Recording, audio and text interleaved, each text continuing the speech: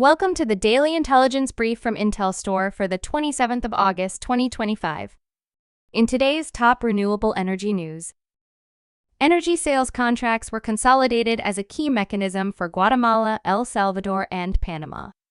Now all three countries are planning new tenders. Panama will tender for up to 1,420 megawatts, Guatemala for up to 1,400, and Honduras for up to 1,500. The region has shown a downward trend in PPA prices, particularly in solar and wind power.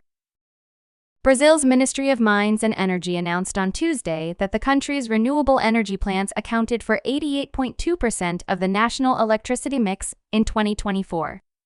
Wind and solar power alone represented 23.7% of Brazil's total electricity generation last year. Since 2004, the share of renewable sources in the country's electrical grid has remained above 70%. MNRE and the Indian Wind Turbine Manufacturers Association today discussed the possibility of establishing task forces to accelerate its 2030 renewable energy target. The decision was made following deliberations at a high-level roundtable. All key stakeholders, including industry leaders, policymakers, and regulators, came together to accelerate the goal of 100 gigawatts of wind energy by 2030. The United Kingdom has launched a partnership with the Kyrgyz Republic to develop a financial model that will help the Central Asian nation attract foreign investment into renewable energy. The project, running from July to December 2025, will support the Kyrgyz government in assessing the fiscal impact of issuing sovereign guarantees for renewable energy projects, which officials see as a key barrier to unlocking investment. Training for government staff is also included to ensure the model's long-term use. In the first half of this year, just $3.8 billion was invested in U.S. wind power projects. This is the lowest half-yearly figure since 2014 and nothing at all in offshore wind projects.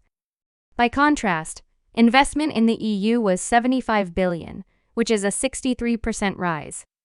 That indicates developers and investors may be reallocating capital out of the US and into Europe. The EU growth was particularly strong in wind energy investment, which hit a record of $40 billion. The UK saw a further $5.1 billion. European governments are publicly prioritizing policy reforms to support this sector's growth, as they try to reduce reliance on Russian gas. For all the shortcomings of Europe's renewable energy policy environment, the contrast with the situation in the US makes it look like a relative haven for developers and investors in this field. You can learn more about all of IntelStor's market and sales intelligence offerings at www.intelstor.com and subscribe to our channel today.